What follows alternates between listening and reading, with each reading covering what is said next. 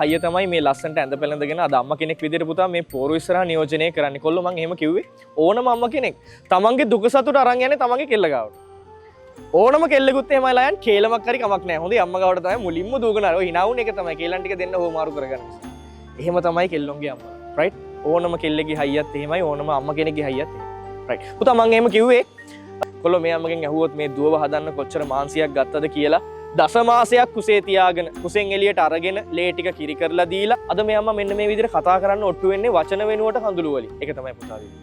පුතා වාට සිද්ධ වෙනවා මේ අම්මට පොරොන්දුවක් එන්න අම්මා හිතේ කිසිම කහටක් තියාගන්න එපා දෙයියෝ. මං අද ඔයාගේ දුවව ගෙදර අරන් යනවා. හැබැයි මෙතෙක් කල් ආදරෙන් පරිස්සම් කරන්නා ඔයාගේ ආදරණීය දුවව මං හරි ආදරෙන් පන දෙවෙනි කොට ඇහැක් වගේ පරිස්සම් කරනවා කියන පොරොන්දුව තමයි මේ වෙන්න හදන්නේ.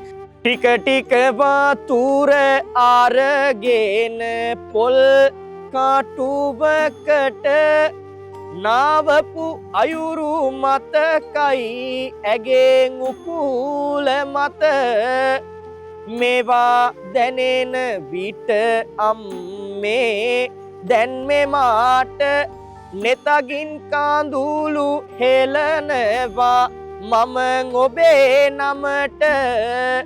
ඔයාගේ බිරිඳට ඉන්නවා ප්‍රථම ආදරයක් හොඳේ. ඔයා නෙමෙයි රයිට්. මේ ඉන්නේ ඔයාගේ බිරිඳගේ ප්‍රථම ආදරේ පුතා. මෙතන ඉන්න ඕනම ගෑල් ළමකින් අහලා බලන්න තමන්ගේ තාත්තට කොච්චර ආදරේද කියලා වගේම. මේ වෙලාවේ ඔයාටත් ඔය දෙන්න හැංගී මට චුට්ටක් දෙන්නවා. මොකද මටත් පුංචි දුවෙක් ඉන්න නිසා රයිට්. බුදුන් මේ මෙන්න මෙච්චර ලොකු එකයක් නන් නෙමෙයි. අවුරුදු 4ක පුංචි දුවෙක් මට ඉන්නවා. මම දන්නවා තාත්තා කෙනෙක් දුවෙක්ව හදන්න කොච්චර මහන්සියක් ගන්නවද කියලා. ලයන් කෙල්ලොන්ගේ තාත්තලා කෙල්ලොන්ව හදන්නේ ඉහේ තියාගෙන කරේ තියාගෙන පුතා. එක යාළුවෙක් කාලේ අහලා බලන්න කෙල්ලව දෙනවද කියලා. එහෙම දෙන්නේ නැහැ හොඳේ. අදවත් තෝරාපත් කරගත්ත පුද්ගලෙක් මෙන්න මෙයා විසි.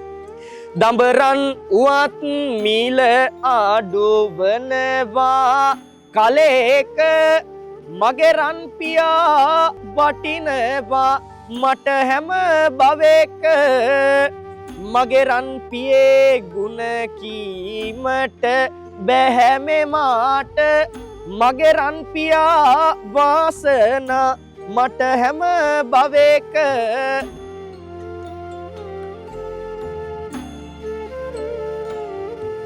ලයන් මේ තමයි අද මෙතන වැඩිපුරම සතුටෙන් ඉන්න, හරිම ආඩම්බරෙන් ඉන්න, හරිම උජාරුවෙන් ඉන්න, හරිම ගැම්මෙන් ඉන්න අම්මා තමයි ලයන් මේ. දන්නවද ඒ කියලා?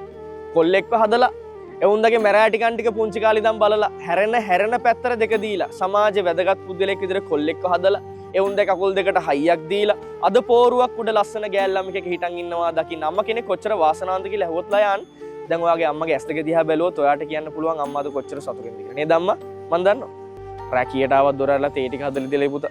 පාන්දර කීයට ඇවිල්ලා බත් ඉල්ලුවත් මේ අම්මගේ හැලියේ බත් ටික නම් නැතිුනේ නැත. තමුගේ කොල්ල වෙනුවෙන් තමුට විතරක් නෙමෙයි අපු සනු හරියටම කන්න දීලා ඉතින් ඔදේම තමයි කොල්ලොන්ගේ අම්මලා. රයිට්. එහෙනම් අම්මා අද ඉඳන් නිදහසේ කල් ගෙවන්න පුළුවන් පුතන්ඩියව වැඩ ටික කරගන්න ලස්සන ගෑල් ළමෙක් ගෙනල්ලා හමාරයි. දැන් තමයි දෙයියෝ මේ අම්මා වැඩ ටික පැන කරන්න හදන්නේ. ඔදේ පෙරටත් වඩා ඔතන්ට නම් මැදිහත් වෙන්න එපා. මැදිහත් වුණ ගමන් තමයි නැන්දම්මගේ ලේලිගේ ප්‍රශ්න ටික පටන් ගන්න ඈ. කෙලවට සිද්ධ වෙනවා මේ අම්මට පොරොන්දුවක් වෙන අම්මා. හිතේ කිසිම කහටක් තියාගන්න එපා දෙයියෝ. පුතන්ඩිය වෙනුවෙන් සිදු කරපු සෑම දෙයක් මං හරි ආදරෙන් පණ දෙවෙනි කොට ඔයත් එක්ක එකතු වෙලා මං අද ඉඳන් ඉෂ්ට සිදු කරනවා කියන පොරොන්දුව මත අපි ලස්සනට අම්මට ඔය තෑග්ග දීලා වදිමු. බොහොම ස්තුතියි අපේ ආදරණීය අම්මා. මං ඊළඟට ආරාධනා කරනවා අපේ ආදරණීය මනමාල මහත්මයාගේ තාත්තට එන්න කියලා. දැන් තාත්තගේ ඇස් දෙක දිහා බැලුවොත් ලයන් ඔයාට කියන්න පුළුවන් තාත්තාද කොච්චර සතුටින්ද කියලා. නේද තාත්තා? මම දන්නවා ඔය කට තද කරන් මේ වෙලාවේ පිට කරගන්න බැරි හැංගීම තමයි ඔය හිර වෙලා තියෙන්නේ. කමක් නැහැ ඒක පිට කරන්න. මේ වෙලාවේ අද දවස් විතරයි ඔයාට මේක හැංගීම පෙන්වන්න තියෙන්නේ පුතාට. ලයන් අද ඔයා කකුල් දෙකෙන් හිටන් ඉන්නේ ලස්සන ගෑල් ළමයෙක් කියන හයි හතිය දුන්නේ මෙන්න මෙයා හොඳ වෙන කවුරුත් නෙමේ ජීවිතේ. එහෙනම් ජීවිත කාලෙම